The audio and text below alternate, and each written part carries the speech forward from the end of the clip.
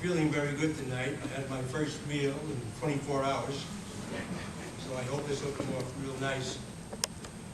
This morning at Bath Iron, hearing the name Samuel B. Roberts so many times at night, I knew it wasn't the deep, my ship, DE 413. I know it was FFG 58.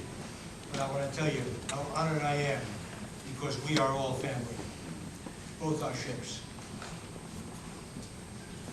I have some words I'd like to tell you about, and hope you like them. Blah, blah, blah, blah. Blah, blah, blah, blah.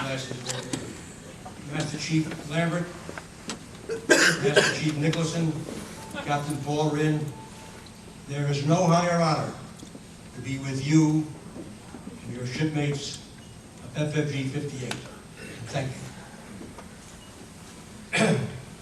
In August of 1944, a young officer, Ensign John LeClaire, Blah, blah, blah, blah. wrote his mother back in Texas that finally his ship, Samuel B. Roberts, DE 413, was finished steaming around the Pacific and was now headed someplace where we might find action. We shouldn't have a bad trip, but it will be like we are doing something for the war effort. 2 months later, on October 9th, 1944, in what would be John LeClaire's last letter home, he spoke of his cousin, fixing him up with a date when he eventually returned home. I guess I'm just dreaming of the time when this mess will be over. LeClaire's World War II shipmate Tom Stevenson, Lieutenant Tom Stevenson, said, "The thing I think about is how young guys, not accustomed to the sea, and not really highly trained, are able to perform their jobs so well under the circumstances.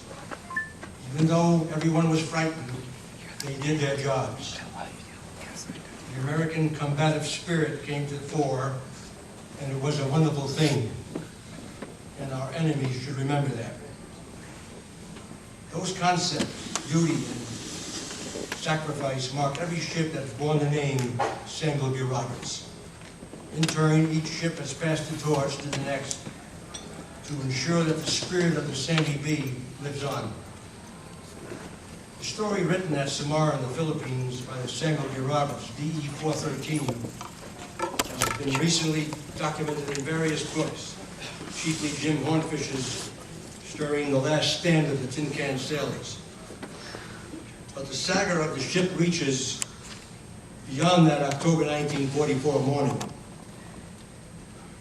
to touch both the past and the future. For the Samuel B. Roberts, is all about tradition, about passing the torch. The torch even predated the first ship's April 1944 birth. Samuel Booker Roberts, Jr., for whom the ship was named, gallantly gave his life in the waters off Guadalcanal so that others might live. On September 27, 1942, Roberts volunteered to land a group of Marines near the Matnakau River and died when machine gun bullets struck him in the neck. The Navy honored Samuel Roberts by awarding him a Navy Cross and by naming a ship after him.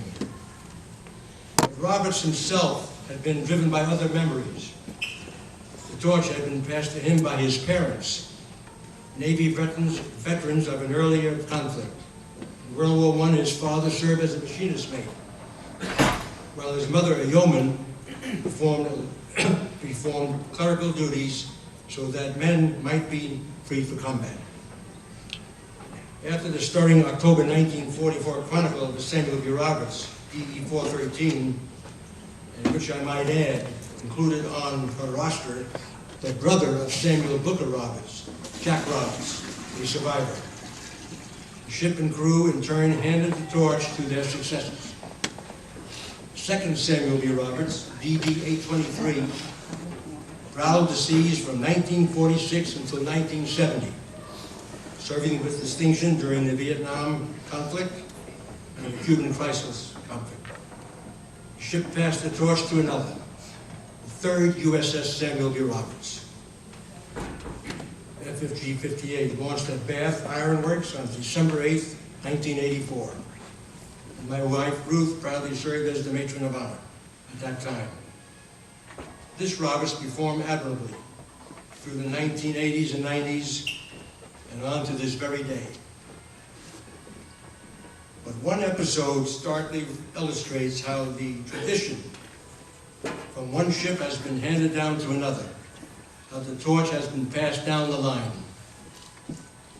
To forge a bond with the first Roberts, and the newest Roberts, FFG 58, was commissioned Captain Paul X. Rinn, United States Navy retired. The ship's commanding officer ordered a large bronze plaque made to honor the namesake Roberts from World War II. The plaque proudly contained the image of old DE-413 and the crew and the names of her crew. The crew of FFG 58 mounted it on the bulkhead in the amidships passageway leading to the quarterdeck. On April 14th, 1988, Captain Rinn and his ship escorted Kuwaiti oil tankers through the Persian Gulf in the midst of the Iran-Iraq War. As Bradley Penniston related in his book, No Higher Honor, when the Roberts entered a minefield, Captain Rinn cautiously backed her down, but she struck a mine, and suddenly the ship and crew were in harm's way.